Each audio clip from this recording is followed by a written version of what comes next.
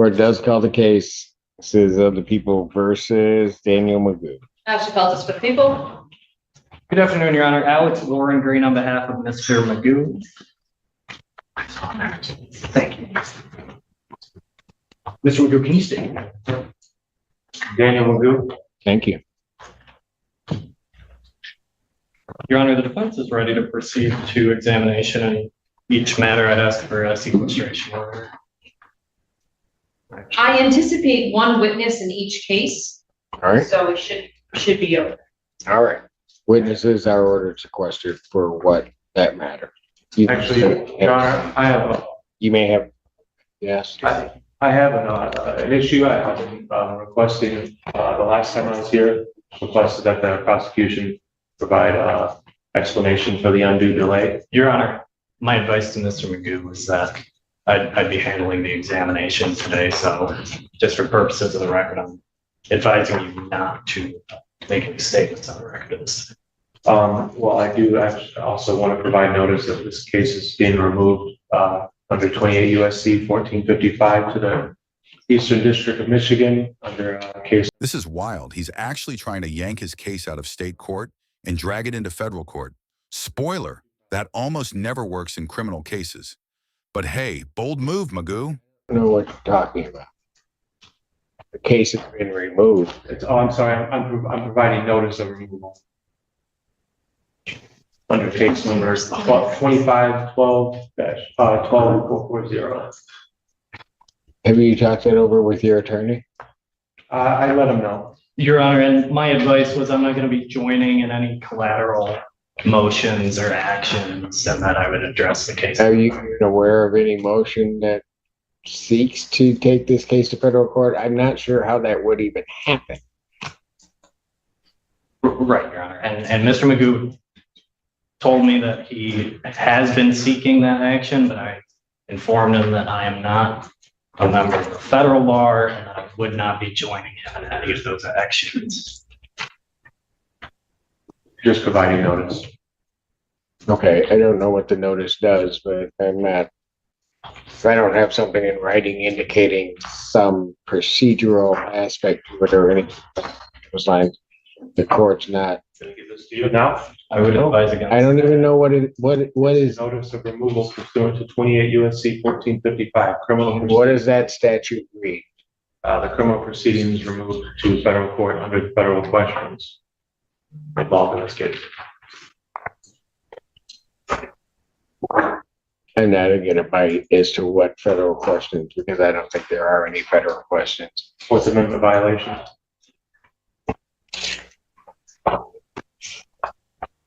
Which adequately a state court could handle if that were an issue. So I don't think there's any need for the court to even deal with that. I don't know that anything's been filed with the federal court regarding that or anything else. Filed under case number 25-12440. Are we ready to proceed? Defense is ready to proceed, Your Honor. People ready to proceed? Yes, Your Honor. All right. Which If case would you? we were talking over each other, I apologize. If it pleases the court, could we start with the OWI matter? That being 0523. I believe that's correct. Yes. That's fine. Start with that one. Thank you. A couple of housekeeping matters. The court is in receipt of the amended complaint, which is just taking it rather than the felony form. Is that correct? I do have an amended information. I do. Excellent. And Your Honor, I do believe defense is stipulating that the defendant has 3 prior OWI convictions. So stipulated, Your Honor. So there's a step to the priors. There it is, Your Honor. All right. Anything else? I do think defense is going to stipulate to people's exhibits 1 through 10, which are photos, but maybe not. Your Honor, I did have an opportunity to review those and we would so stipulate. And then people's exhibit 11 is a laboratory report. I'm not sure if there'll be a stipulation to that as well. We would so stipulate. I'm sorry. So stipulated, Your Honor. Okay, so exhibits 1 through 11 are stipulated to, Thank you, Your Honor. therefore admitted. Thank you. I do expect that the officer in charge of the other matter will probably be informed at some point if sequestration order is otherwise enacted and followed. So I will call Paul Corey to the stand. All right, please come forward to be sworn.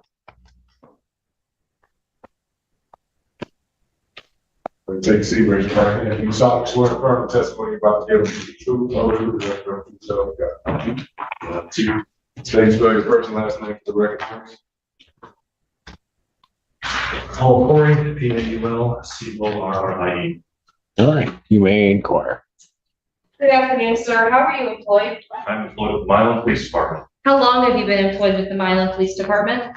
A little under 2 years full-time. Do you have prior law enforcement experience? Yes, I worked at the Washington Sheriff's Office prior to that for about 15 years.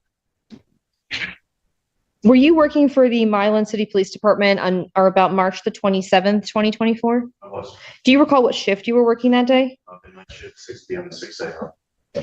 And were you ever at the location of Dexter Street and Arcona Road? I was About what time were you at that location? about 1:35 or when I was dispatched there. Why were you dispatched there? The 911 caller had said that there was a single car crash into a gas station in that area. Did the 911 caller, did you have any other information in your dispatch when you were headed that way?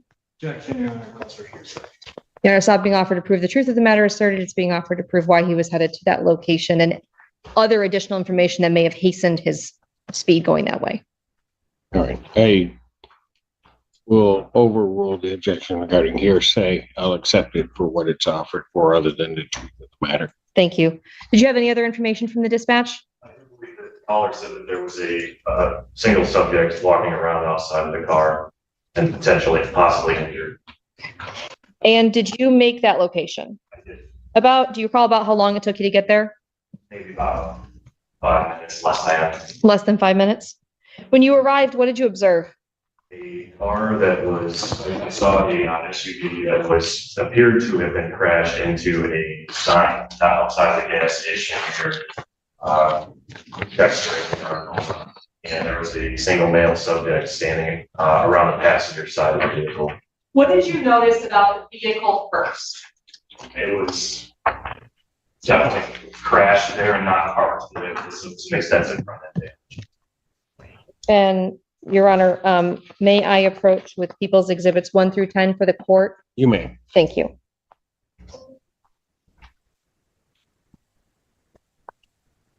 Officer Corey, you took some photographs that evening. Yes, Did you take a photograph of the vehicle as you found it? I did. Actually, more than one, would that be fair to say? All right. And when you saw the vehicle, how did you determine that it had been crashed as opposed to just parked there?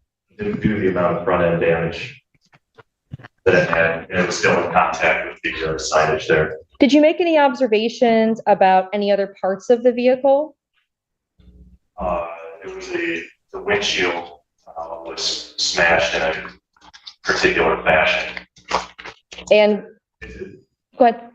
appeared that it was impacted from the inside rather than the outside. How could you tell that it was impacted from the inside rather than the outside? It was falling outward instead of inward, and there was no like gouging from the outside of the windshield.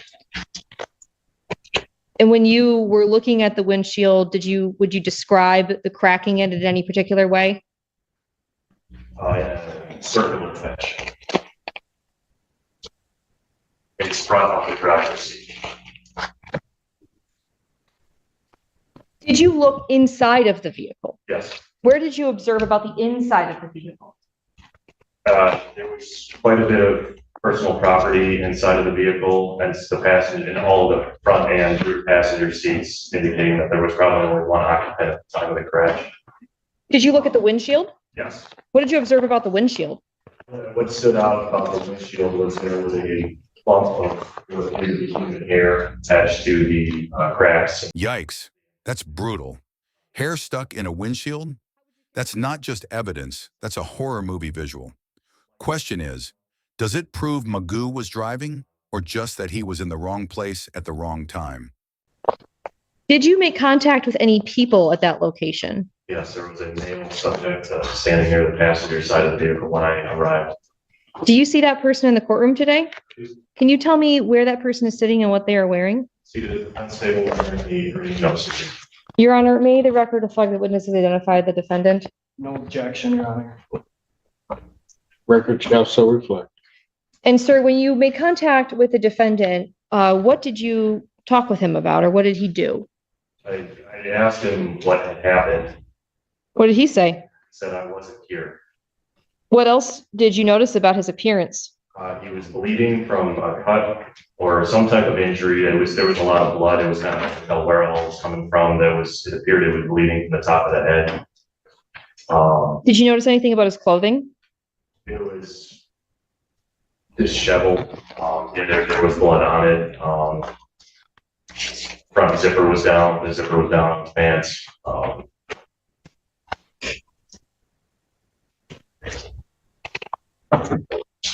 Did you look at the color of his hair? Yes.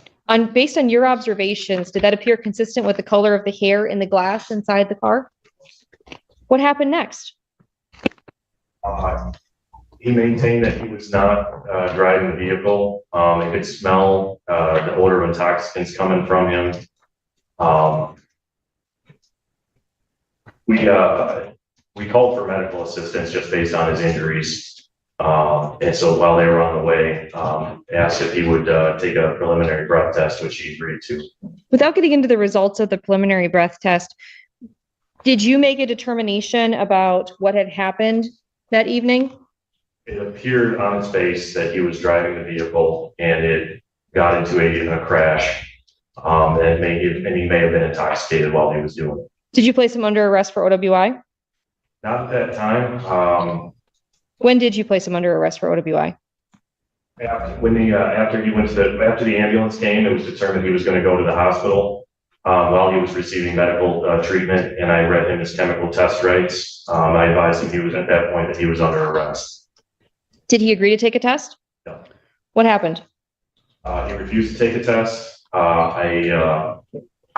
Poor judgment on my part. I did not have him restrained in the hospital bed. Well, I left I believe that his injuries were significant enough that he was not going anywhere. I went out to my car to start preparing a search warrant for his blood, at which point a nurse came out and told me that he had fled the hospital. Did you find him? With some assistance from Washington County Sheriff's Office, yes, I did. Where did you find him? An apartment complex just south of the hospital. Were you able to take him back to the hospital? Yes. And did you complete your search warrant? Yes. Was it executed? I just a note for the court, Sergeant Crusadis, helped me prepare the search warrant while I was dealing with Mr. McCune's hospital. However, I did review, since I was going to refer to the warrant, I did review to make sure it was accurate based on my observations at the time of the incident. Did he make I'm sorry, go ahead. No, I'm so sorry to interrupt you, sir. While you were waiting to do the blood draw, did he make any statements to you? He looked at my uniform and appeared to be confused as to why he questioned me as to why Milan, the city of Milan, was doing all of this. And what did you say to him? asked him where he thought he was, and I said that he was insane. He thought he was insane. Did you ask him to perform standardized field sobriety tests? I did not. Why not? Mainly due to his injuries, and even though he did comply with the request for a PBT, he was generally uncooperative with most things that we were trying to get him to do, and asking questions about what had happened. Then based on the extent of his injuries, we were more concerned about getting the medical attention at that point. In your training and experience with administering standardized field sobriety tests with people who've been in traffic crashes that have injuries, is there any guidance that you've received from NHTSA on that? It can be, especially with what was clearly a head injury that was sustained in a vehicle crash, it could have impacted the results of the standardized field sobriety tests. Your Honor, may I approach with People's Exhibit 11, the laboratory report? You may. And Officer Corey, you did receive a laboratory report back in this case? And do you recall what the VAC was? I believe it was 0.127.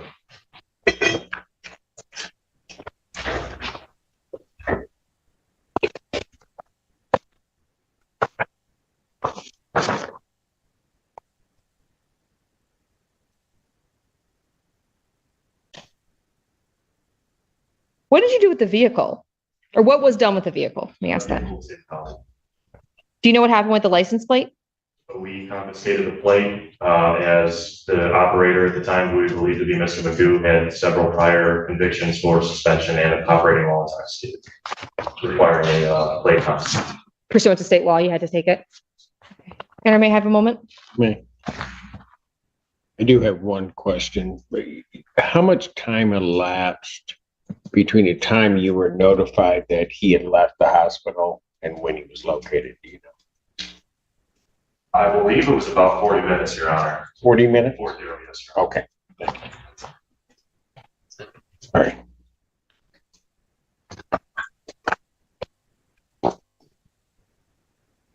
Officer Corey, Milan, what county is that located? Well, that's interesting. It's half in Monroe County and half in Washtenaw County. The incident itself occurred in Washtenaw County. Thank you. And that is in the state of Michigan? Correct. Milan kind of abuts the two counties, correct? Yes. Thank you.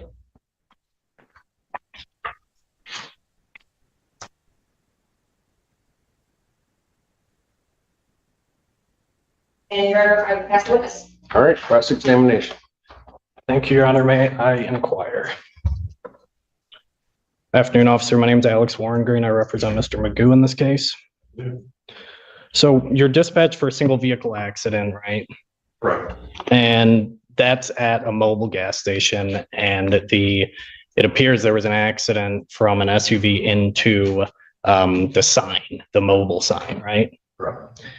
And like you testified on direct examination, there was a 911 call placed, and that person didn't provide a name, did they?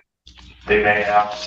It's something that I didn't end up following up on. So you never talked to the caller, did you? And are you aware if anyone talked to that caller? I am not aware that anyone did. So as soon as you get there, Mr. Magoo is on the passenger side of the vehicle, right? Standing outside. It's on the passenger side. Okay. And that car was not registered to Mr. Magoo, was it? Correct. It was not. And like you testified on direct examination, he had a wound to his head, right? Yes. It's bleeding pretty bad. Yes. There was an injury to the front and back of his head, right? There's photographs of an injury to the back of his head, yes. Okay. And the front. And he appeared to be dazed. Yes, it was difficult to say if he was out of it due to the head injury or his level of intoxication, maybe a bit of both. And you didn't conduct the field sobriety test because you were concerned that the head injury you observed might impact the field sobriety test, right? There was a possibility, yes. So you testified on direct examination, you saw the windshield was smashed and you saw blood, right? Correct. There's a chunk of hair in the windshield, right? Yes. You take a picture of that? Yes. Let me backtrack. Sergeant Mercedes actually took a photograph of it. Okay. And most of the time you're talking to Mr. Magoo, he was wearing a hat. You recall that, right?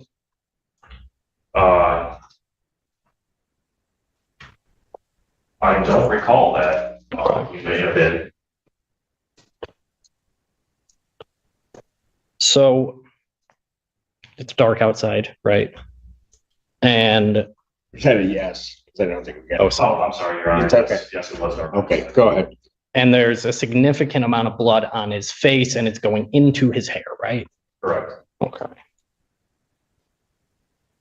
In this case, you did submit evidence to the crime lab for forensic analysis, right? Blood test, yes, blood sample. Right. So no hair follicles, right? No. And there was no attempt to obtain any forensic match between the hair or the blood that was found in the car with any hair or blood from Mr. Magoo's body, was there? You were correct, there was not. Okay.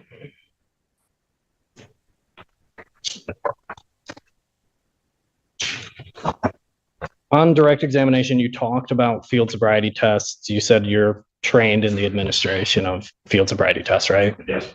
And you forewent the field sobriety tests in this case, but no one asked him at all to perform those field sobriety tests, did they? That's correct. And after this initial interaction, when, the ambulance arrives, he goes to Trinity Ann Arbor Hospital, right? Correct. And did you accompany him in the ambulance or you follow behind? All done. Okay.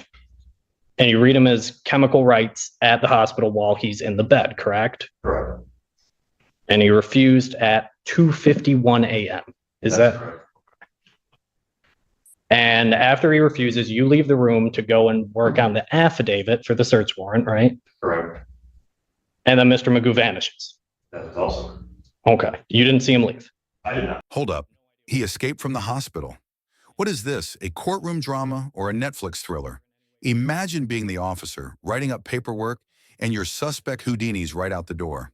What would you have done differently if you were in charge? Supervising that room, were there? No.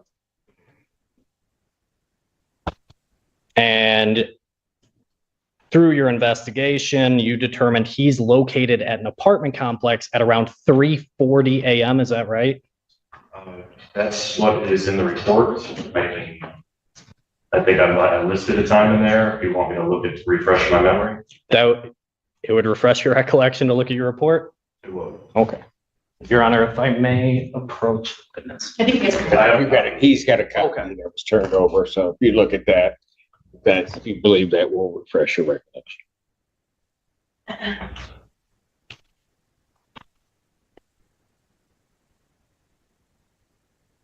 Yes, I did. He was located about 3:40 a.m. Okay.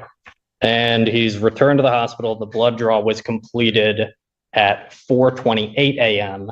And of course, there's two blood draws done. So it's 4:28 a.m. and 4:29 a.m. Does that sound right, officer? That sounds correct. Okay. So in an ideal OWI investigation, you want to have eyes on the subject from the time you make the scene until the needle enters the arm, right? I do. Yes. Okay. One of the reasons you do that is to make sure the subject doesn't consume anything that could impact the blood test, right? That is correct. And Mr. Magoo was unaccounted for nearly an hour in this case, right? That's correct. And in your search warrant affidavit, you didn't mention that, did you? I don't believe so, no. Thank you for answering my questions, Your Honor. I have nothing further at this time. Read your. Thank you, Your Honor. Officer Corey, were you able to obtain information that the defendant had previously been pulled over by a different police agency operating this car in March of 2023? I did not.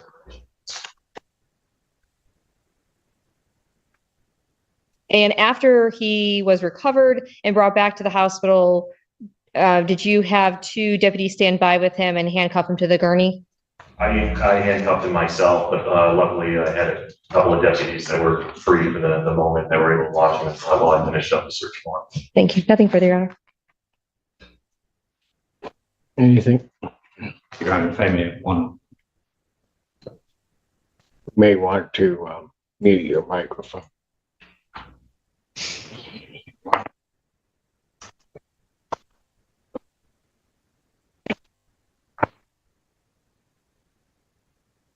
Your Honor, just briefly.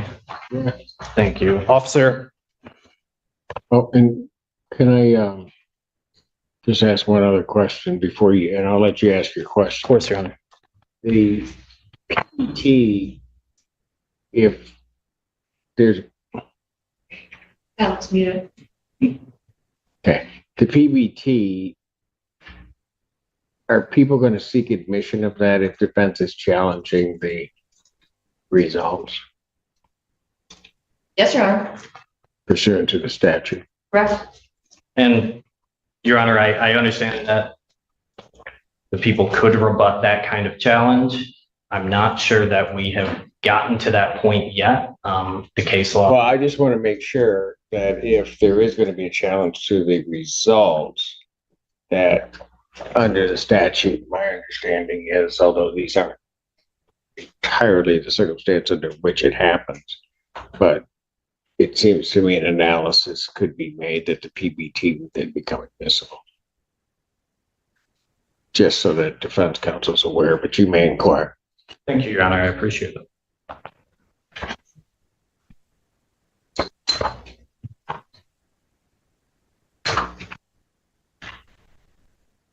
Officer, before Mr. Magoo was admitted to the hospital, did you yourself search him? Search his person?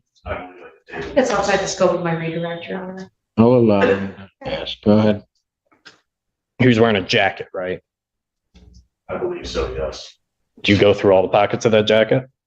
I normally would, yes. I believe I did. Okay.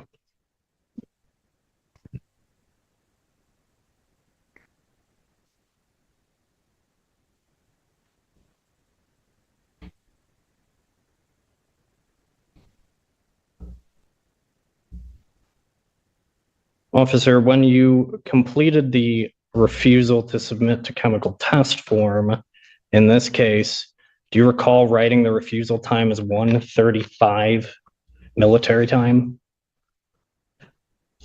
No, I don't recall that. Would it refresh your recollection to look at the refusal to submit to chemical test form you completed? I would. I think Yes.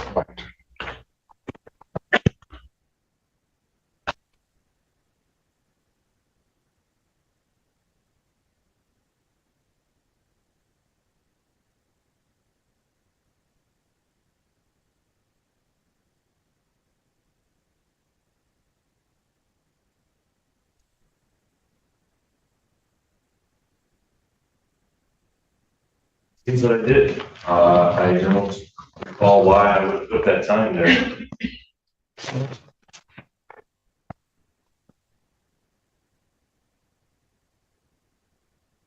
Well, again, officer, thank you for answering my questions. Your Honor, I have nothing further at this time. All right. Ms. Lundy. Officer Corey, you would agree with me that this says refusal date, but it does not say refusal time, correct? It just says military time? Correct. Okay, thank you.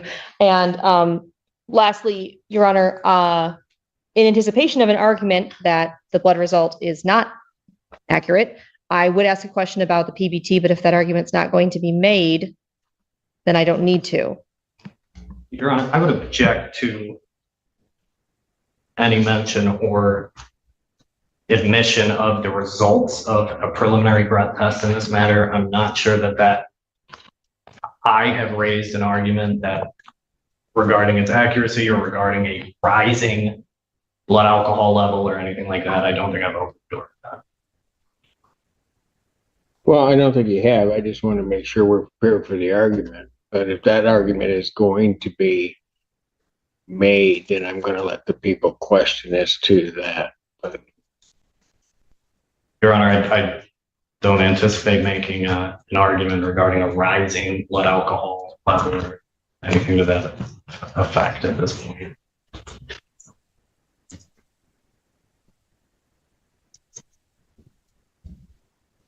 well, but are you going to make the argument that the blood alcohol result at the time of the test,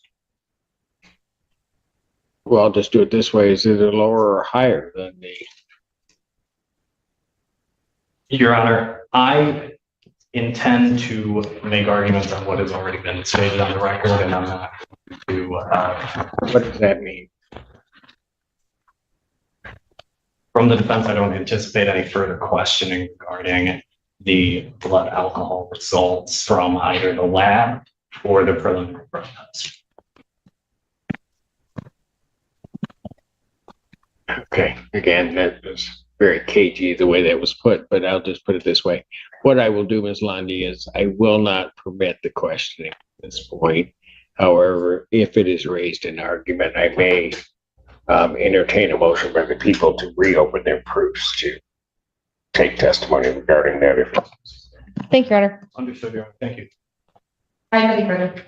All right. You may step down, sir. Thank you. Yeah, shut down. Yeah, shut down. Jeff's. I'm not done.